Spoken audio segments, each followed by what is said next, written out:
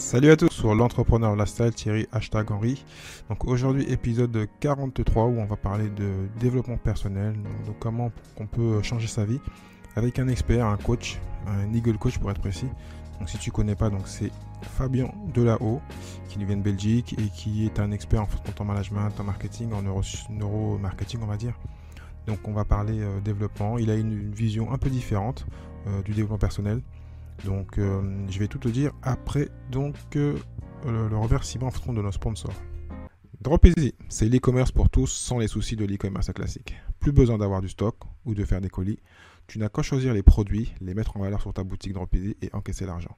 Même si tu n'y connais rien en e-commerce ou en marketing, pas de souci, Dropeasy a été créé pour que tu puisses te lancer rapidement et facilement. Lance-toi dans le dropshipping de qualité avec Dropeasy. Ils ont des partenariats avec des fournisseurs européens et des produits de grande qualité. C'est pour cela qu'ils t'offrent une formation complète. Il te suffit de tester gratuitement pendant 14 jours aujourd'hui avec le lien suivant thierry-du6henry.fr/dropeasy thierry-du6henry.fr/dropeasy. Donc, comme je te dis, donc Fabien, qui va donc, on va échanger pendant une petite demi-heure, on va même des fois un peu s'opposer, même si en fin de compte on a, je pense, la même pensée, que le développement c'est bien, mais ça fait, en même temps ça peut tout faire, en même temps faut pas suivre, essayer de faire, comme je le dis, ce que fait Elon Musk ou un autre, hein. Chacun doit adapter le développement personnel à sa propre personnalité, et il va nous le dire. Il est très philosophe, donc c'était vraiment un très bel échange. Donc n'hésite pas à aller voir donc, sur le site de eagleacademy.be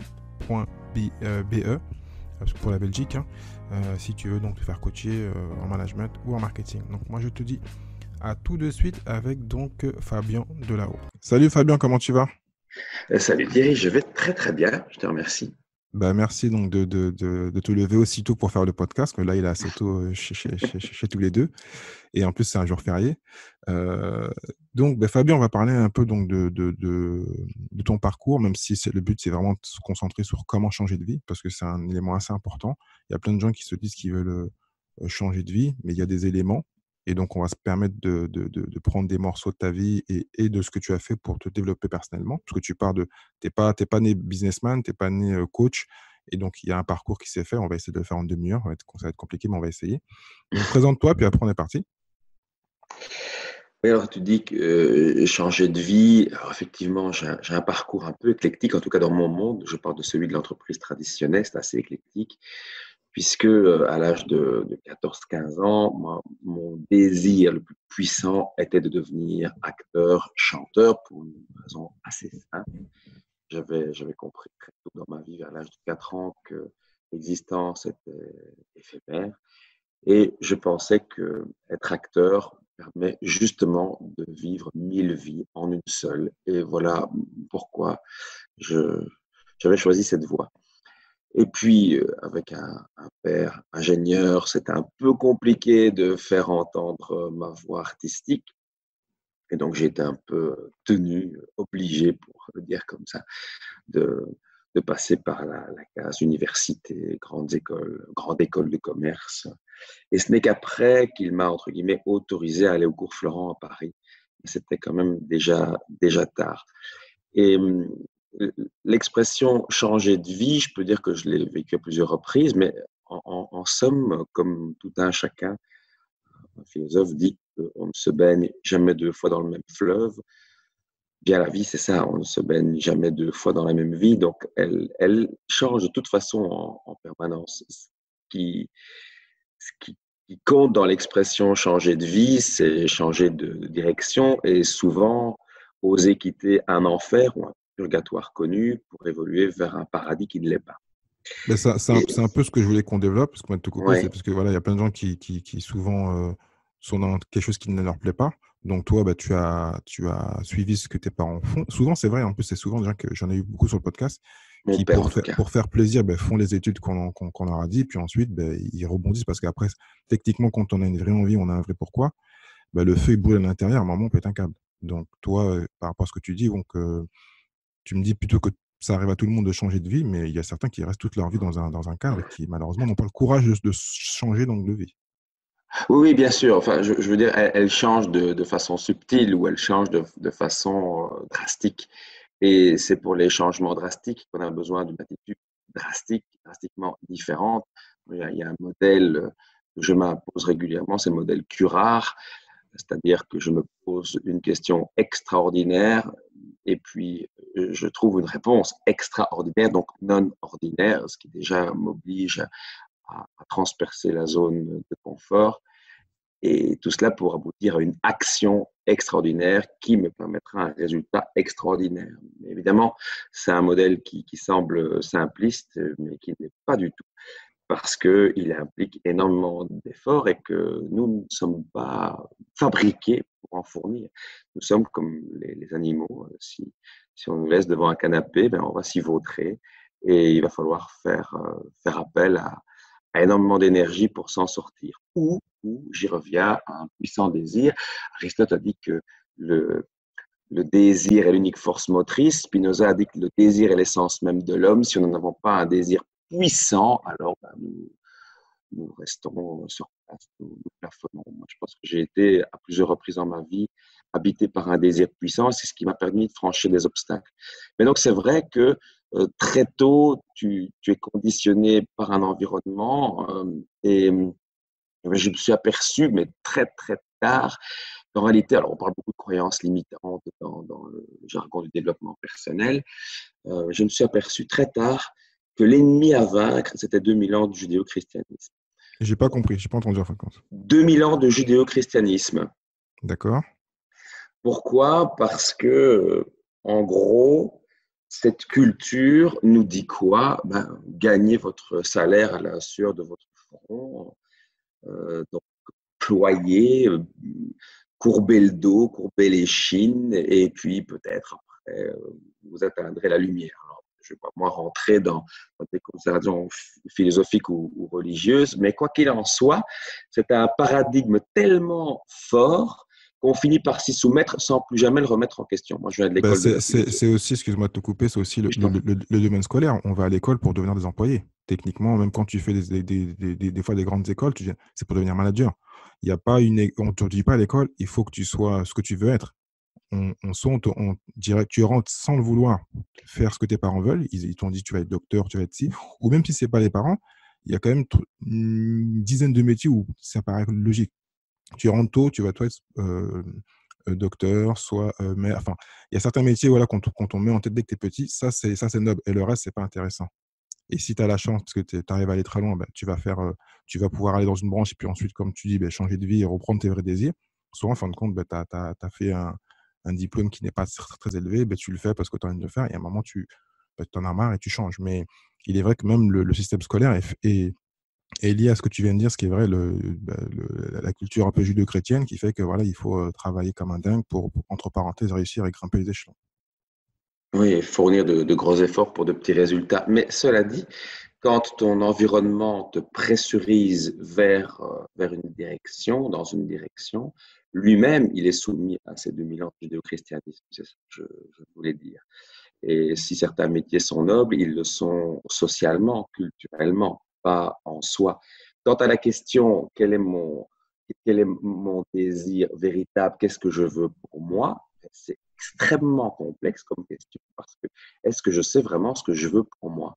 Tout à fait. Euh, et on sort difficilement de ce type de questionnement, puisque de toute façon, nos pensées sont nourries de l'extérieur et les personnes qui sont en référence interne, soit qui vérifient qu'elles sont alignées et qu'elles font les choses pour elles-mêmes et pas pour le regard de l'autre, ben ces personnes-là, elles se comptent sur les doigts d'une main.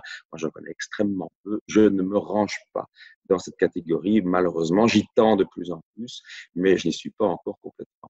Donc, changer de vie, évidemment, la question est très rapidement celle du comment. Comment fait-on pour changer de vie? Et moi, je dis. Avant que tu me répondes, tu as dit un truc qui est super important, même si, bon, après, parce que je ne savais pas que tu étais aussi philosophe, j'espère qu'on va pas perdre les gens, parce qu'il est vrai que souvent, ben, on pense qu'on veut quelque chose, et souvent, on l'a eu ben, depuis qu'on est petit par les parents ou par des gens qui sont autour de nous, et c'est pas pour rien que souvent, ben, le fils reprend ce que un membre de la famille ou quelqu'un n'est pas trop loin, parce qu'il se dit que si lui l'a fait, on est proche, on est de la famille, je vais faire la même chose, je vais devenir plombier, je vais faire ci, cela. Ou sinon, et des fois, c'est le contraire, mais c'est très rare. C'est-à-dire qu'on fait automatiquement l'opposé de ses parents. Ouais, c'est la Mais rébellion. voilà, et souvent, et si c'est pas ses parents, c'est un groupe d'amis, je vais faire du basket parce que l'autre, il le fait. Enfin voilà, donc Ça, c'est vraiment important. Donc, mais bon, je vais te laisser répondre sur comment changer de vie, mais on va peut-être revenir dessus. Oui, mais donc je disais, avant de se poser la question du comment changer de vie, il faut déjà se poser la question quelle vie je veux. Et, et je suis à peu près convaincu qu'on n'arrive jamais vraiment à la réponse qu'on cherche, mais que quoi qu'il en soit, quand on a un embryon de réponse, il faut se mettre en action.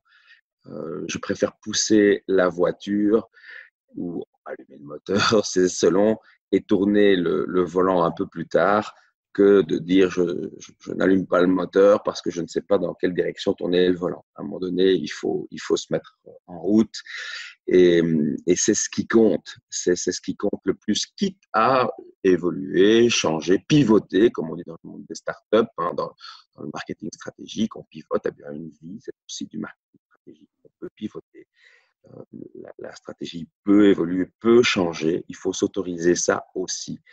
Mais surtout, le premier point, c'est attention à la dictature du regard de l'autre, tout comme, j'ai envie de dire, parce que je sais que c'est un blog qui concerne aussi le développement personnel et que moi-même j'en parle beaucoup, mais je, je, je m'élève contre tous les fanatismes et toutes les tyrannies. Et parfois, le développement personnel est tyrannique et est fanatique. Et il faut aussi se méfier de ça. C'est-à-dire, parce que dans tout ce que tu viens de dire, j'aurais avancé et je t'aurais posé des questions, mais bon, on l'a dit en off que tu as une vision différente du développement personnel, mais moi, par rapport à ce que tu dis, et par rapport au désir et par rapport à changer de vie, Oui, je dis qu'il faut automatiquement changer de mindset, qu'il oui, faut apprendre bien à se d'accord. développer, parce que après, c'est des clichés, mais bon, sortir sa zone de confort, s'entourer de 5 personnes ou plus qui sont dans ce que tu veux faire, enfin, un ensemble de petites techniques qui font que c'est logique, hein, et en plus, après, donc, la discipline et les différentes habitudes à apprendre. Moi, je l'ai fait dans ma vie, je l'ai vu dans ma vie. Je pense que toi, c'est pareil. Est-ce que les poncifs, les clichés que je viens de te dire sont vrais ou tu penses que c'est du développement Mais qui n'a pas de sens? je ne dis pas qu'ils sont pas vrais ou pas justes. Ce qui peut me crisper, c'est une forme de dictature du bonheur. Ou quoi, tu n'es pas heureux? Ça alors, mais enfin, qu'est-ce que t'attends? Ça me gave. Et puis, c'est pas vrai. Ne me dis pas que tu ne médites pas au moins 10 minutes par jour. Mais Ah, je enfin, mais comprends. Je comment comprends. peux-tu simplement imaginer réussir dans l'entrepreneuriat si tu ne fais pas une heure de sport par jour, si tu ne médites pas, si tu ne lis pas tous les jours un livre de développement personnel? Ça, vraiment, ça me crispe. Et ça devient du développement impersonnel, comme dirait la philosophe Julia de Funès, qui est la petite fille de qui tu sais, Oui. qui parle de développement impersonnel parce qu'effectivement, si je choisis de me développer personnellement, alors ce sera ma recette et pas forcément la recette de tel autre. Et voilà le point de départ. Changer de vie, oui, mais vers quelle vie? Est-ce que je dois nécessairement suivre ce que je vois dans des vidéos sur YouTube, ce que je lis dans les bouquins? Moi, je repose la question primordiale, la question première, qui est, mais si je me retourne sur moi, que je me mets au centre de mes propres préoccupations, alors qu'est-ce que je veux pour moi? Et souvent, les personnes pensent à la carrière, quelle carrière je veux, alors que la question première est quelle vie je veux. Et la carrière, le choix de la carrière sera un choix déterminé en fonction de la vie. Et là, de nouveau, on bute sur des problématiques très actuelles. Je pense aux neurosciences, puisque l'homme pense qu'il pense, mais en réalité, nous décidons avant même d'avoir décidé. Notre cerveau décide avant que notre conscience en ait conscience. Et voilà que se repose la question de la liberté. Est-ce que je suis libre de choisir la vie que je veux ou est-ce que tout un corpus culturel, social et également un cerveau que je ne maîtrise pas décide à ma place? Pour moi, c'est une question première. Mais passons, c'est peut-être un peu trop philosophique. Une fois Oui, que c'est ce que j'allais dire. Et puis moi, je voulais juste, parce que là, on va être trop long, on va perdre les gens. je t'en Donc prie, là, tu parles plutôt donc de conscient et d'inconscient, c'est ça? bah, si tu veux, oui, pour le dire platement, oui. Oui, non, mais c'est important parce que il faut que tout le monde comprenne parce que. Mais je vais revenir sur un truc que tu viens de dire parce que. Alors, je suis content que tu en parles parce qu'au début, on en a parlé en off, je pensais pas que tu parlais de ça et c'est très bien parce que moi, j'ai des habitudes, j'ai des routines et c'est vrai qu'actuellement, comme tu dis, il y a un dogme il faut faire tout ce que fait Elon Musk, mais Elon Musk, c'est Elon Musk, donc on n'est pas tous Elon Musk Exactement. et que moi, personnellement, j'ai fait une vidéo dernièrement Ou moi, je fais toujours ma douche froide. Les lectures, je lis moins. En plus, je suis passé par le MLM. Donc, le MLM, on t'oblige de lire 10 minutes tous les jours. Pourtant, j'aime lire, hein. Donc, des fois, je vais lire 3-4 heures par jour parce que je prends le transport ou je vais en avion. Mais des fois, j'ai pas envie de lire. Donc, comme je suis plus podcast, donc, comme tu dis, chacun doit avoir sa discipline. Il faut avoir des disciplines et des habitudes. Il ne faut pas copier celles des autres. Il faut avoir les siennes. Mais est-ce que donc, pour changer dans ce cadre-là, tu en aurais trois pour toi ou trois, quatre qui seraient pas obligatoires? Parce que j'ai bien compris que c'est pas, pour toi, c'est pas Mais la bonne approche. justement pas, justement pas. Moi, quand on me dit, ah, il faut absolument que tu te mettes au yoga, je dis, ben non, ça ne me Non, convient pas. mais pas le yoga, parce que Euh, le yoga, la non, méditation, non, moi, mais je suis pour. j'ai pris le yoga en guise d'exemple. Voilà, juste le développement personnel signifie qu'il faut réfléchir personnellement à ce qui me fait vibrer, à ce qui me grandit, à ce qui me permet de m'épanouir. Et ce n'est pas un copier-coller de la vie de l'autre. Quoi, tu n'as fait pas le rituel du matin, le miracle morning. Tout ça m'exaspère au plus haut point. C'est ce que j'appelle la dictature du Bon, ben, développement je vais changer la personnel. question. Alors, est-ce que donc Oui. tu peux réussir sans avoir une discipline et des habitudes ou un rituel, même s'il est tout petit, même s'il est différent des autres? Oh, ben, on en a toujours de toute façon, ça nous aide, ça nous rassure. Ça... Maintenant, tu pourrais avoir la routine de n'en avoir pas. Ça serait aussi une possibilité. Donc, Euh, vraiment avoir un lifestyle classique où tu fais rien, tu restes devant la télé, tu fais rien, tu peux réussir ah comme ça. non, ça c'est une routine aussi. Non, non, moi, je vais te dire, ce Moi, je te parle des qui... bonnes routines, en fait. Voilà. Oui, mais tu... voilà. C'est quoi une bonne routine pour J'insiste. toi? C'est une bonne routine. Non, c'est pas pour moi. Je te parle, c'est-à-dire que comme je pense qu'on est d'accord sur ça, chacun doit avoir sa routine personnelle. En plus, chaque métier est différent. Par exemple, voilà, on parle de se lever tôt à 5 heures. Et quand tu es dans la musique et dans l'entertainment, eh ben, ça n'a pas de sens parce que tu vas dormir à 5 heures du matin parce que t'as été en soirée. Mais même ça, pourquoi je dois me lever tous les jours à 5 heures ou à 6 ou à 4? Qui s'est écrit dans les astres? D'où ça sort, ça? D'où ça sort qu'il faut lire 10 minutes par jour et pourquoi pas Ben, non, 3 non, heures disons que par moi, semaine? ben, c'est bien, comme ça, on va Pourquoi pas pouvoir. rien du tout? Non, parce que non, c'est mieux. Non, ben, tu as raison. C'est que 10 minutes pour une personne qui ne fait rien, qui n'a pas de développement, c'est mieux que zéro. C'est moi de gérer dans ce sens-là, donc je vais plutôt défendre le développement dans ce sens-là. C'est que la personne qui fait rien du tout et qui passe 10 heures sur Netflix, bah, 10 minutes de développement, tu sais que tu vas, comme par nature, notre cerveau, après, je ne sais pas si on est d'accord sur ça, notre cerveau on est naturellement négatif, on va dire. Parce que dans le passé, en plus, j'ai écouté sur un podcast hier, dans le passé, comme tu dis, nous on est des humains, mais on répète ce que faisaient nos anciens. Et à l'époque, on devait se protéger contre tout ce qui est l'environnement. On sortait, on se faisait attaquer par un lion, on sortait. Voilà, donc naturellement, on se protège. L'humain se protège de traverser la rue, il a peur. Et donc, pour éviter toutes ces peurs qui nous limitent, il faut le développement arrive. Et ce qui fait que si tu les diminues de choses positives, bah, c'est déjà mieux que toute sa vie vivre dans le négatif. Ah, j'ai peur de ci, j'écoute les médias. Et si tu prends des trucs négatifs où on va te dire fais ci, fais ça, après, chacun est différent, ça va t'aider. C'est mieux qu'une personne qui ne fait rien et qui n'a pas un outil, quelque chose qui va Alors, après, c'est peut-être pas par lecture, ça peut être 10 minutes de podcast, 10 minutes de discussion avec une personne qui est positif. C'est un ensemble. C'est plus pour ça que je pense qu'il y a des habitudes et des choses qui sont communes à toute personne qui veut se développer parce que bah, sinon, tu vis dans un monde négatif et c'est compliqué de s'en sortir. Mais ça, c'est ma vision. Ok, je respecte. Mais qu'est-ce que tu en penses? Parce que tu as l'impression que tu te forces à dire que c'est important. Mais Ben, ben, si j'ai dit ce que j'en pensais, c'est chacun peut évidemment créer sa propre discipline ou sa propre routine. Moi, la seule discipline que je m'impose, c'est une discipline de la pensée.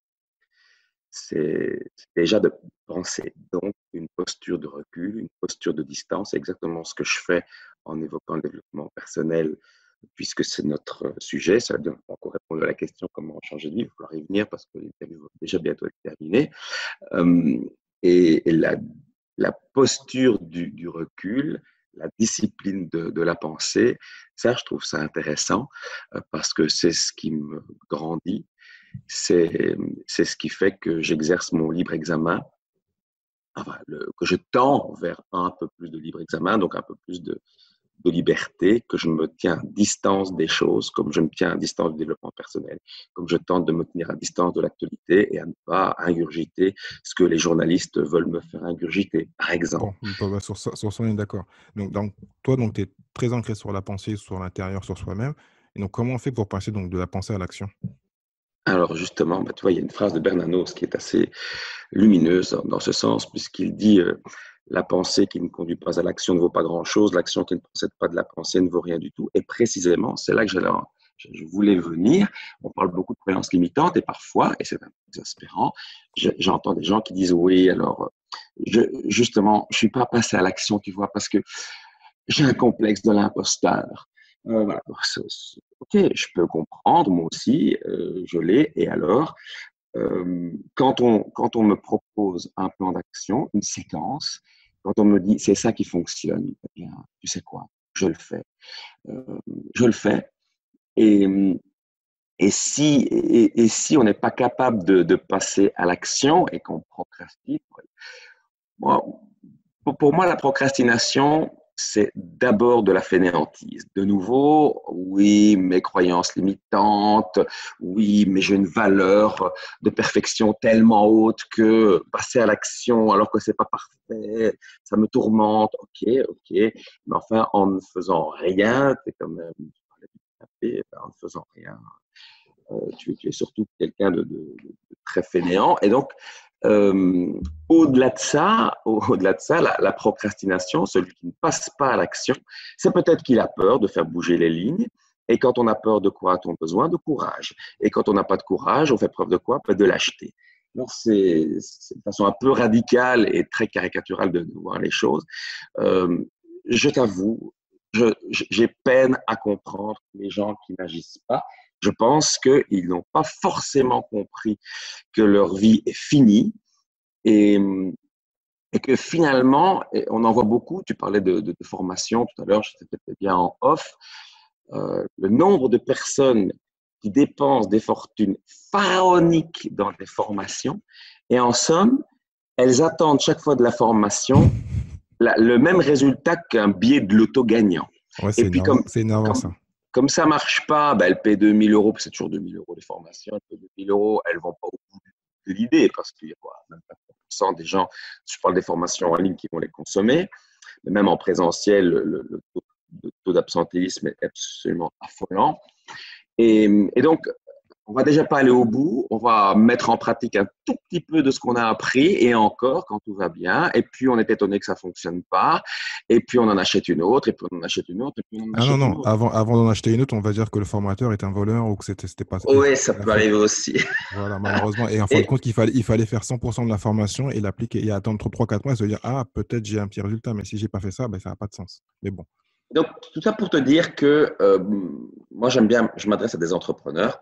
C'est mon public. Et en somme, n'importe qui sur cette planète est un entrepreneur, soit que tu crées ta propre entreprise, mais quoi qu'il en soit, tu es l'entrepreneur de ta propre vie. Et un entrepreneur, à mon sens, il doit cultiver la résilience, la capacité à rebondir et, et une immense détermination. Et c'est ça qui fait la différence. Et donc, s'il y a quelque chose à travailler, un trait de caractère à renforcer, c'est bien la détermination.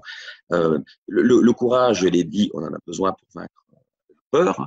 Aristote disait que le courage, c'est le juste milieu entre la témérité et la couardise, et que ça peut s'apprendre. Ça, c'est une bonne nouvelle. Merci, tonton Aristote.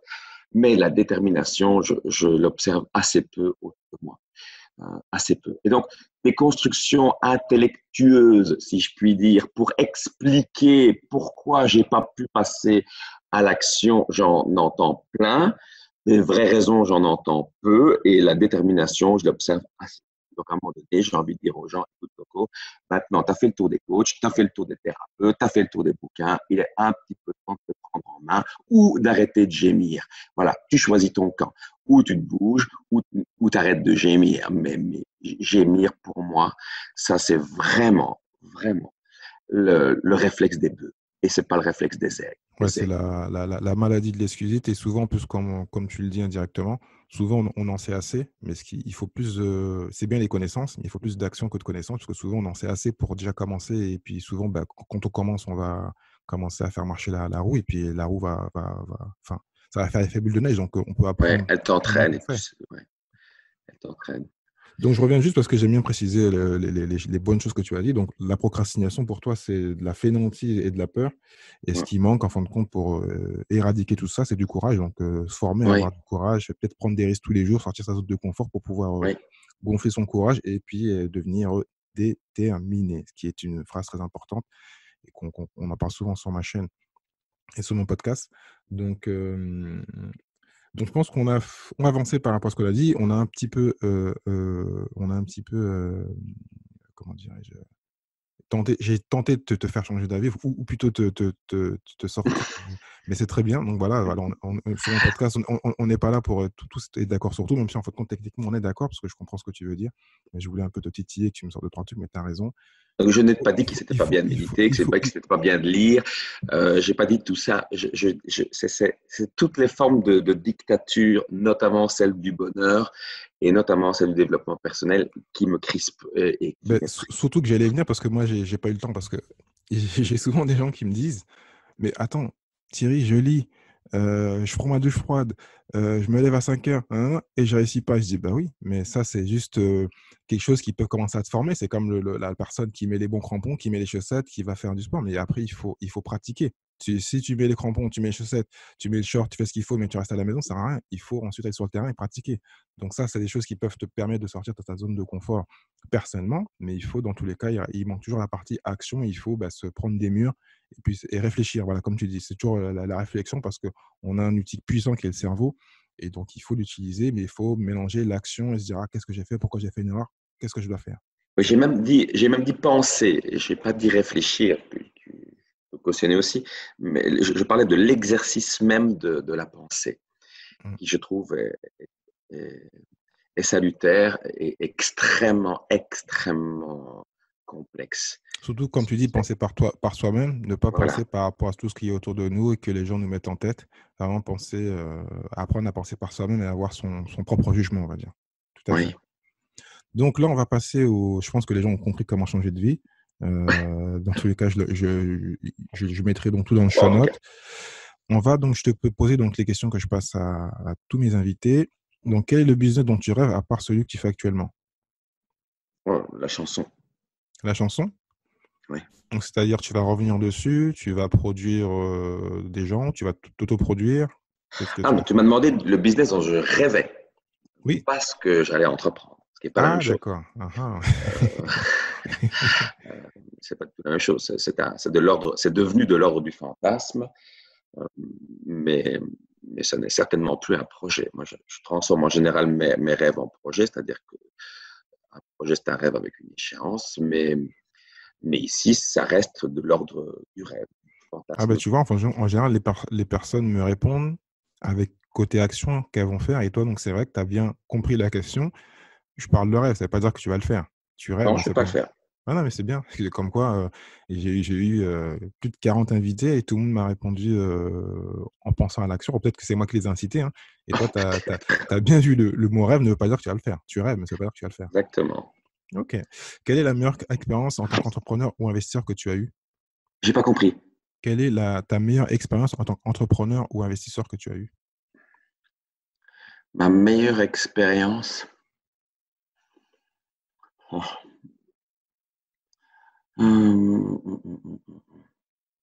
Je réfléchis parce que j'ai eu des expériences tellement désastreuses et parfois je me demande si c'est pas les meilleures. Mais en même temps, si je dis que c'est ça, intellectuellement, c'est malhonnête parce que si je pouvais refaire ma vie 100 fois, j'éliminerais ce passage-là. Non, c'est vraiment la création de la Eagle Academy parce que c'est là que j'ai changé de paradigme. C'est là que j'ai compris que quand je prestais, c'était les moments où je gagnais le moins ma vie. Et ça a été déterminant dans mon évolution. C'est-à-dire? Bon, pendant plus de 20 ans, j'étais un staccanoviste de la formation. Moi, je pouvais former 5, 6, 7, 8 jours par semaine parfois. Comment on peut former 8 jours par semaine? C'est simple, tu mets des journées et des soirées en plus. Et ça te fait des semaines complètement affolantes. Et je finissais par trouver ça normal. Je gagnais bien ma vie parce que je prestais beaucoup, beaucoup, beaucoup. Et puis, j'ai créé une entreprise après m'être créé un métier. Et ça a changé complètement les choses. Je sais qu'on dit qu'il faut travailler sur son entreprise plutôt que dedans, éviter les tâches opérationnelles, ce qui est en soi un non-sens. puisque même le stratège est dans l'opérationnel. Le stratège qui donne une instruction, il est bel et bien en train de, de donner, d'être dans l'opération. C'est une opération, une instruction. Donc, le stratège, lui aussi, est, est opérationnel, mais à d'autres niveaux. Et donc, la création de la Eagle Academy, ça m'a permis aussi de, de m'obliger à faire la pub des autres et d'admettre que mes clients étaient très heureux d'avoir d'autres Eagle Coach que moi, d'autres formateurs que moi, voire préféraient souvent mes Eagle Coach à moi-même. Et ça, c'était aussi salutaire. Quand tu passes du mode indépendant au mode chef d'entreprise, le paradigme est tellement bouleversant que ça en bouleverse toute ta vie. D'accord. Je mettrai les liens pour ceux qui veulent plus d'infos sur la Eagle Academy C'est et pour gentil. pouvoir donc se former ou être coaché par ton équipe ou par toi.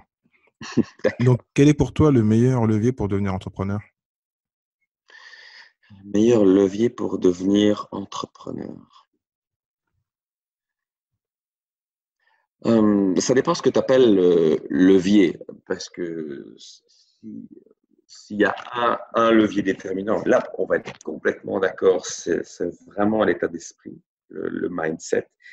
Et moi, je ramène ça à une façon de penser.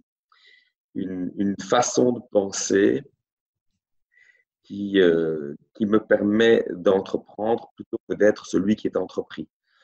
Et donc, s'il y a un levier primordial, c'est celui-là. Et perso, j'ai réussi à le choper, je pense, quand j'ai rencontré des personnes qui l'avaient déjà. C'est-à-dire? Mais tant que je côtoyais des personnes qui me ressemblaient, qui étaient elles-mêmes prises dans la roue du hamster, ben voilà, ça amplifiait ma perception du monde et ma limitation dans cette perception. Et puis quand j'ai rencontré des entrepreneurs qui gagnaient beaucoup plus en travaillant beaucoup moins, je, je me suis aperçu que c'était donc possible. Et par un effet de capillarité, j'ai épongé leurs croyances dynamisantes, j'ai épongé leur paradigme, leur façon de penser, de se concevoir dans la vie. Et j'ai pu leur emboîter le pas. Donc, il faut s'entourer donc, de gens qui ont le mindset que tu as envie d'avoir en tant qu'entrepreneur et qui Ah vont oui, être grands. c'est D'accord, ok. déterminant. C'est Ok. déterminant. L'entourage est déterminant. Ça, s'il y a bien quelque chose que j'ai compris. D'ailleurs, malheureusement ou heureusement, ça fait un tri dans ma vie. Il y a beaucoup de gens que j'ai entre guillemets perdus, d'autres que j'ai gagnés, mais, mais résolument, tu sais, la plante, elle ne pousse que sur un terreau favorable. Et la meilleure des graines dans un désert, il ne peut rien se passer, rien se produire. Donc, tu comprends pourquoi je fais le podcast et pourquoi je veux que les gens Ouais, écoutent du podcast. Voilà. mais je souscris, je suis d'accord avec toi sur ce que tu fais. Je, je, je dis juste, tu vois, par exemple, pour ceux qui connaîtraient un minimum la PNL, la programmation neurolinguistique, la PNL elle-même parle de carte du monde. Mais la PNL est en soi une carte du monde. Donc, rien ne m'empêche de remettre en cause la carte du monde qui parle des cartes du monde. Et donc, moi, si je fais du développement personnel, rien ne m'empêche Tout à fait. de mettre le développement personnel sur la sellette aussi. Et je trouve que c'est un exercice sain de la pensée. Surtout qu'on va pas aller trop loin, mais il y a des gens aussi qui dénigrent la PNL, qui n'aiment pas la PNL. Donc après, bon, moi je viens de l'avant, donc la PNL, je l'ai appris par moi-même parce que Mais elle est j'en ai besoin. magnifique, elle est pleine de limitations et elle est pleine d'erreurs, elle est truffée d'erreurs. Mais ça n'empêche pas que c'est une vision intéressante. Moi, ça m'a fait beaucoup grandir. Mais j'ai surtout grandi quand j'ai commencé à prendre de la distance par rapport à ça et à dire, bah, tiens, ça, je sais que ça ne fonctionne pas, je ne dis pas. Voilà. En recoupant les infos de nouveau. Soit. Alors, je t'écoute pour ta prochaine question, si tu Il y en a deux autres, mais avant ça, j'aime bien tout préciser. Donc, pour ceux qui ne connaissent pas, programmation neurolinguistique, c'est vraiment en fin de compte des styles de gestes ou de codes qui fait que, enfin, moi, en tout cas, en tant que vendeur, voilà, j'arrivais, entre parenthèses, à lire des gestes et des gestuels et des codes qui me permettaient, en fin de compte, il y en a qui n'aiment pas ça parce que ça paraît trop manipulateur. Mais bon, même hors de la vente, même dans la ville classique, quand je marche, alors, est-ce que c'est des défauts, pas des défauts, je vois des choses, je me dis, waouh. Et c'est pas que j'imagine, c'est qu'il y a des traits communs entre l'humain. On n'est pas une machine, mais il y a des traits communs, donc ce qui fait que bah, on arrive à lire des choses et voir des choses. Mais bon, ça c'est ma vision à moi. Parenthèse. Quel est le livre que tu conseillerais à tout entrepreneur et pourquoi? Le livre que je conseillerais, je ne peux pas répondre à cette question parce que moi, quand je conseille, c'est toujours en fonction d'une situation ou d'un objectif. Donc, Ouais, c'est trop générique ça. Toi, tu ouais, conseillerais par rapport à un truc beaucoup impossible plus. de répondre à ça avec intelligence. Pardon, hein, mais Non, non, la non. question est excellente. Qu'est-ce qu'on conseille comme bouquin? Mais ça dépend vraiment d'une situation très, très spécifique. Ok. Quelle est la compétence que tu arrives d'avoir? Hum, la compétence que je rêve d'avoir. Compétence technique. Me retrouver avec un ordinateur. Ne pas être obligé de dépendre de tout le monde quand un programme ne fonctionne pas. C'est faux, on me dit souvent ça. Tout le monde veut devenir développeur. Non, non, je veux pas devenir développeur, je veux juste être un peu moins bref. Cela dit, en fait, c'est pas tout à fait vrai. Ça fait longtemps que je, j'ai appris à me foutre complètement de tout ça. Maintenant, mon temps est exclusivement consacré à mon sweet spot, donc à ce dans quoi je suis vraiment très, très, très bon. Et tout le reste, je délègue ou j'automatise. J'en suis même venu à déléguer la délégation. D'accord. Donc, tu es une Déléguer personne qui délègue le automatisation. maximum dans ton équipe, tout ce que tu peux déléguer. Oui, parce que dès Donc, que tu es un chef officer délégué, c'est ça? si tu veux, dès que je sors de la zone où j'excelle littéralement, je perds du temps, je perds de l'énergie, je m'énerve, donc ça sert à rien. Je veux remporter des courses et pour remporter des courses, il faut s'aligner à celles qu'on peut gagner. Il n'y en a pas beaucoup. Donc, il faut les choisir avec discernement. C'est ce que je tente de faire. C'est aussi une des choses qui a beaucoup, beaucoup changé dans ma vie. Avant, j'étais comme Sarkozy, jadis, quand il était président, on disait qu'il était l'omniprésident. Moi, j'étais comme beaucoup de patrons, comme beaucoup d'indépendants sur tous les fronts. Qu'est-ce que c'est inefficace et inefficient, c'est invraisemblable à quel point. Et quand j'ai vraiment capté cette notion de sweet spot, grâce à mon ami Eric Benzin que tu as interviewé, ça, J'ai pas osé dire que tu répétais plein de trucs, il y avait des trucs liés en commun, j'ai pas osé le mettre dedans, j'allais t'en parler après, mais bon, comme tu l'as dit. on se connaît très très bien, très Ouais, je très sais, bien. tu m'as dit. Donc voilà, on partage beaucoup de choses et voilà, ça c'est vraiment un élément déterminant. Bon, alors le sweet spot, je le connaissais autrement. Je l'appelais zone de génie, ça me venait de Dan Sullivan. Et c'est la même chose. Et ça faisait pas mal d'années que je l'avais en ligne de mire, mais il n'y a pas tellement longtemps que j'ai pu en faire vraiment quelque chose et me dire maintenant, dès que j'en sors, je sais que je suis inefficace. Mais c'est pas pour ça que ça ne me coûte pas d'effort. Hein. Quand Usain Bolt raflait tous les prix, il vomissait quand même sur le terrain à l'entraînement. C'est pas parce que tu as un talent que tu ne le développes pas et que tu ne pousses pas ce talent en dehors, que tu ne te pousses pas en dehors de ta zone de confort. Pas du tout. Mais c'est extrêmement puissant comme concept, extrêmement puissant. Oui. Bon, ben, grand merci à toi, donc Fabien. Avec plaisir. Tu m'as toujours confirmé que même si d'autres vont dire que c'est pas de l'action, mais bon, il faut bien commencer par les pensées. Donc la philosophie et le développement personnel sont vraiment des éléments importants. Et donc je vais continuer ma journée grâce à ce super entretien. Je pense que tout va bien se passer parce que voilà. Merci, merci Avec d'avoir grand échangé plaisir. avec toi. Je mettrai donc tous les liens dans le show notes pour que les gens aillent te voir et se développer. Si vous êtes dans un mur, vous traînez un petit peu, bah, il faut aller voir ceux qui sont passés avant, qui ont galéré. Et donc, merci à toi et je te dis à très bientôt. À très bientôt, Thierry. Ciao, ciao. C'est fini pour l'épisode 43. Donc, merci à Fabien Delahaut. Réellement, un grand plaisir donc, d'avoir échangé avec lui sur le développement personnel, d'avoir une vision un peu différente. Même si moi j'étais aussi proche donc, de ce qu'il disait, hein, même si tu n'as peut-être pas eu l'impression. Et que j'aime bien donc la philosophie en général. J'ai peut-être pas autant de références dans mon arsenal, mais c'est vraiment très intéressant. Donc tu peux toujours aller donc sur le site donc de Fabien si tu veux donc te développer, donc eagleacademy.be. Je te mettrai donc tous les liens dans le show notes. N'hésite pas donc à aller voir. Bien sûr, n'hésite pas à citer sur iTunes ou sur notre plateforme Stitcher, Spotify, à noter avec le maximum de points d'étoiles donc le podcast pour l'encourager.